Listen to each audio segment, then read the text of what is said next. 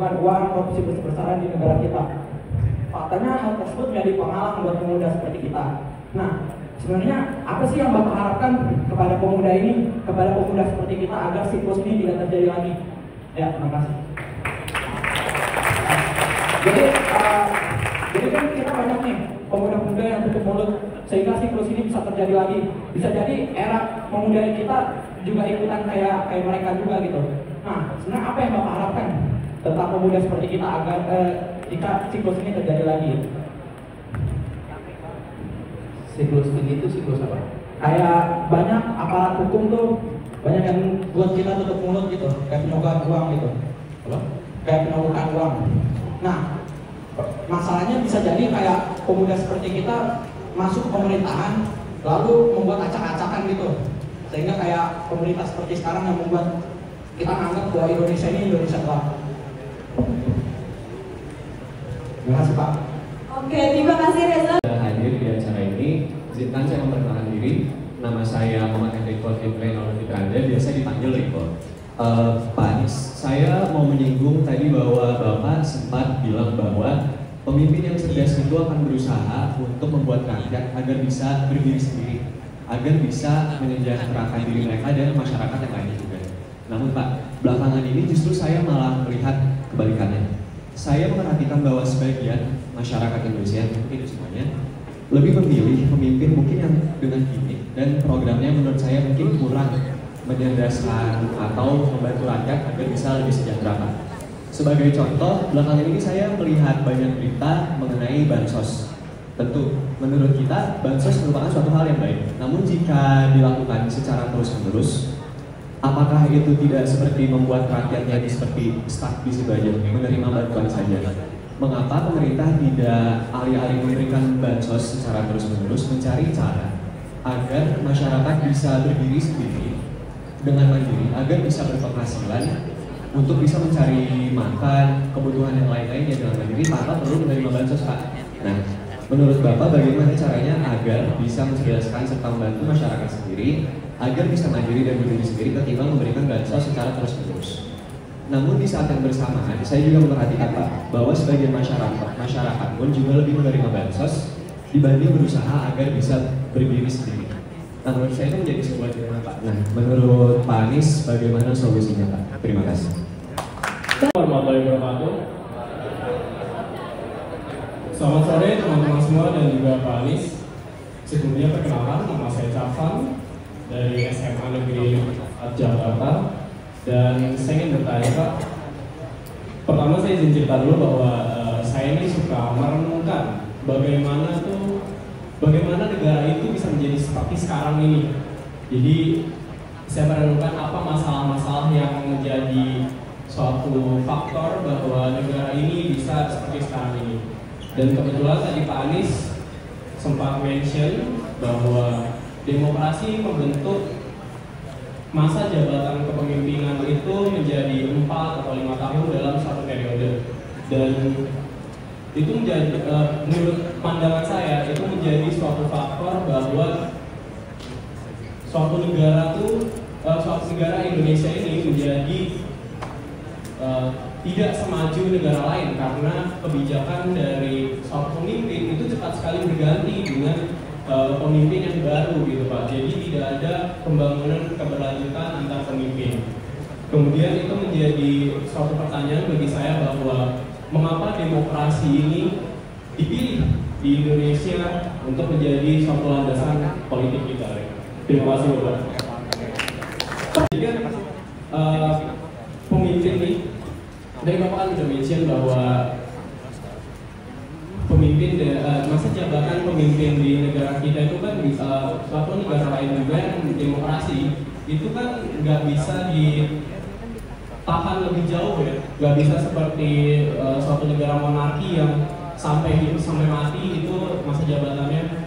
Kemudian karena dari 4 tahun atau 5 tahun seperti Bapak sebutkan dalam satu periode itu menjadi suatu masalah bagi menurut pandangan saya bahwa hal itu membatasi atau menghambat pembangunan keberlanjutan dari satu pemimpin ke pemimpin yang lain gitu Pak. Dan juga karena intinya dari demokrasi tersebut demokrasi tersebut itu mengapa penting? Penting sekali menjadi landasan politik di negara kita, karena kan demokrasi ada yang dipilih karena itu menjadi suatu hal yang memang efektif di berbagai sektor, tapi di bagian pembangunan saya cukup mempertanyakan hal itu, Pak. Terima kasih, Pak. Baik, berikan tepuk tangan yang meriah untuk saya. Pertama, ketika teman-teman memasuki masa pasca sekolah, pasca kuliah, itu boleh bekerja dan masuk ke dalam misalnya pemerintahan, maka kalau Anda pernah berjuang untuk membangun tata kelola pemerintahan baik, governance yang baik, demokrasi yang baik, maka ketika Anda masuk, Anda itu punya tanggung jawab moral untuk menjaga. Tapi kalau tidak pernah terlibat, Anda masuk, Anda nggak punya kompas tuh. Kompas mengatakan harusnya begini. Kalau Anda dulunya aktif, maka Anda bilang harusnya begini. Ketika Anda masuk ke pemerintahan, minimal Anda punya bekal itu. Nah, lalu seninya adalah menjaga agar ketika sudah berada di dalam pemerintahan, yang menjadi idealisme itu tetap bisa dipertahan sehingga tidak kemudian justru menjadi yang merusak prinsip-prinsip demokrasi. Walaupun ada kejadian ketika masih muda aktif memperjuangkan demokrasi, ketika sudah masuk di pemerintahan ternyata ikut mematikan demokrasi. Ada juga, tapi ada juga yang masuk ke dalam dan ikut menjaga. Nah, tinggal pilihannya aja. Anda mau menjadi bagian sejarah yang mana? Mau menjadi bagian yang menjaga atau bagian yang merusak demokrasi? Gitu ya. Koriko. Saya tadi menyebutnya bukan pemimpin yang cerdas, pemimpin yang baik. Pemimpin mana Koriko? Pemimpin yang baik itu pasti akan menginginkan rakyatnya enlightened, tercerdaskan rakyatnya. Dan itu kalau bicara republik ini, teman-teman, yang mendirikan republik ini, itu semuanya orang-orang yang sangat terdidik. Saya ingin teman-teman semua perhatikan nih, saat republik kita didirikan, 95% penduduk Indonesia buta huruf. Buta huruf itu artinya apa? Ada nama Anda di sini, bisa baca. Bisa baca. 95%. Diberi bambu runcing, siap perang. Dikasih mikrofon pidato, bisa pidato. Diajak berkelahi, siap berkelahi. Diajak tempur lawan penjajah, siap. Tapi dikasih selembar kertas tulis nama nggak bisa. Anda bayangkan tuh betapa kondisi kita saat itu. Sementara yang mendirikan republik, mereka-mereka yang sangat terdidik, ada yang insinyur, ada yang doktorandus, ada yang dokter. Mereka itu terdidiknya bangsa. Jumlah mahasiswa sedikit sekali. Dan apa yang menarik? Mereka menyebutkan bahwa tujuan didirikan republik ini salah satunya adalah mencerdaskan kehidupan bangsa. Beda sekali sama yang dibilang George Orwell, bukan? Di mana rakyatnya suruh ignorance. Jadi yang para pendiri mereka amat terdidik dan mereka pemimpin yang baik, karena itu mereka ingin rakyatnya menjadi cerdas. Karena ketika mencerdaskan kehidupan bangsa, maka kondisi kehidupan kita akan menjadi lebih baik.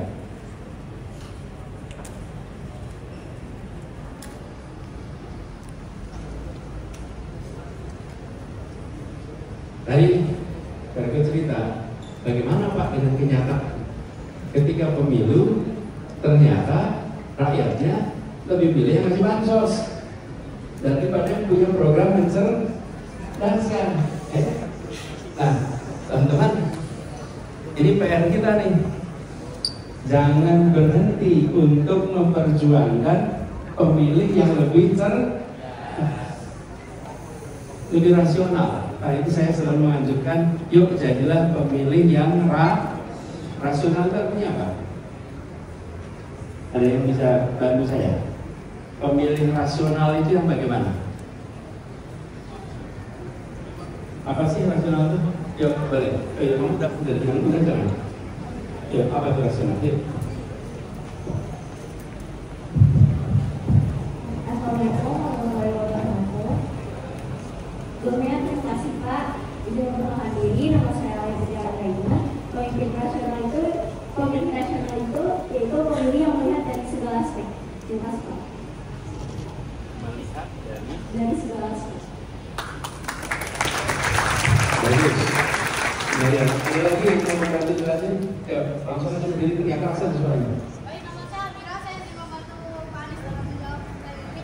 Jadi pemilih yang rasional itu adalah pemilih yang bisa melihat dari segala aspek dengan akal sehat, lalu juga pemilih yang bisa menggunakan akal sehat diri sendiri, tidak gampang dipengaruhi oleh orang lain, tidak juga dapat mudah dipengaruhi hanya karena pemimpin itu populis, maka langsung dipilih oleh dia. Dia menggunakan akal sehat, dia Ya, adalah pemilih. Amira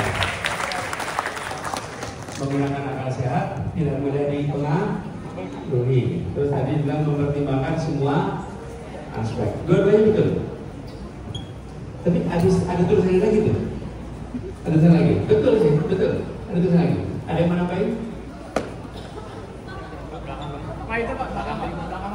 Oh ya.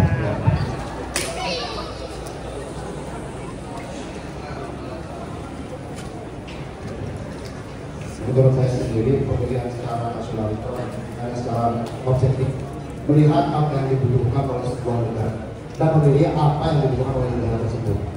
Menurut saya seperti itu. Oke, good. Mungkin siapa? Rifki. Rifki. Terima kasih Rifki. Baik. Ya. Nah teman-teman, saya ingin mengajak kita untuk memahami dikit aja. Apa itu rasional? Rasional itu dari kata apa? Apa asal akarnya apa? Rasio. Rasio itu artinya apa? Perbandingan. Nih, luasan ini perbandingannya 2:6. Itu namanya rasio itu apa? Jadi kalau rasional itu artinya apa? Memperbandingkan. Jadi kalau seseorang dikatakan rasional bila dia melakukan perbandingan. Kalau Anda tidak melakukan perbandingan, maka Anda tidak rasio. Apa yang dibandingkan? Nah, nih kalau contoh nih, saya membandingkan yang cakep, yang cantik dari yang tidak cantik. Rasional tidak? Oh, kan bandingin dia. Apa salahnya? Kalau saya bandingin, yang satu pakai kacamata, yang satu nggak pakai kacamata, yang satu kelihatan lebih ganteng, yang satu enggak. Rasional tidak? Rasional, tapi nggak cukup. Bukan itu. Nih, rasionalnya 2. Rasional itu apa? Membandingkan antar calon dan membandingkan antara kepentingan kita, kepentingan negara dengan rencananya. Itu dua itu. Rasional itu bila dibandingkan orangnya dan dibandingkan yang juga kita bilang antara apa yang ditawarkan dengan apa yang menjadi kebutuhan kita pribadi atau kebutuhan bangsa dan negara. Itu namanya rasio.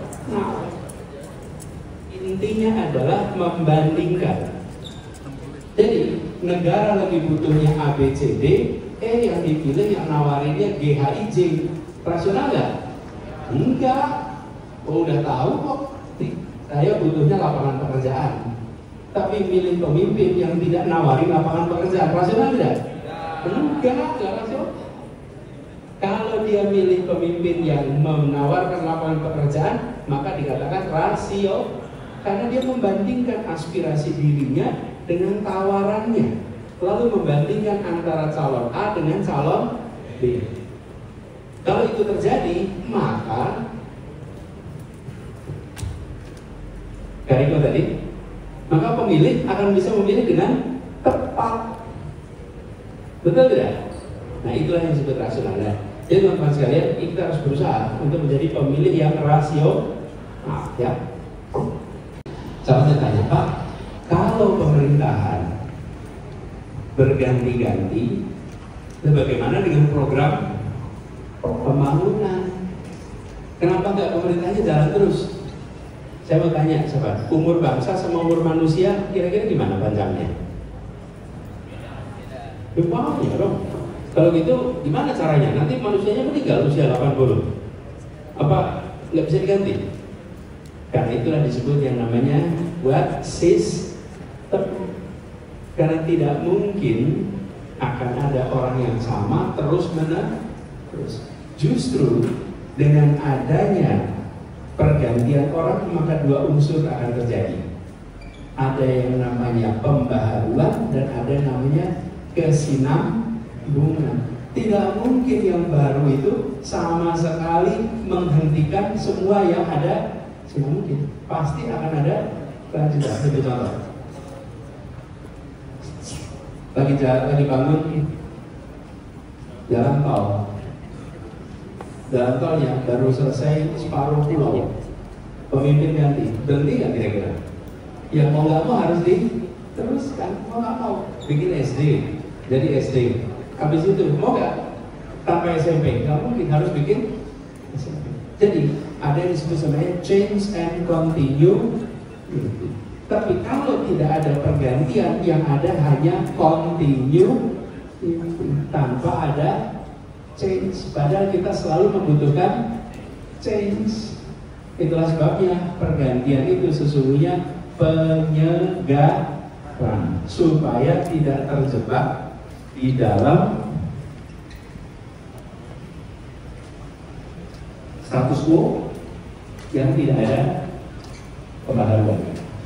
Jadi dalam prakteknya seperti itu. Itulah sebabnya mengapa dalam pengalaman umat manusia lewat ilmu sosial, ilmu politik sudah ketemu jawabnya, harus selalu ada pergantian, tetapi semuanya dikerjakan menggunakan konstitusi dan institusional. Itu yang dikerjakan terus. Jadi teman-teman, kepala sekolah misalnya,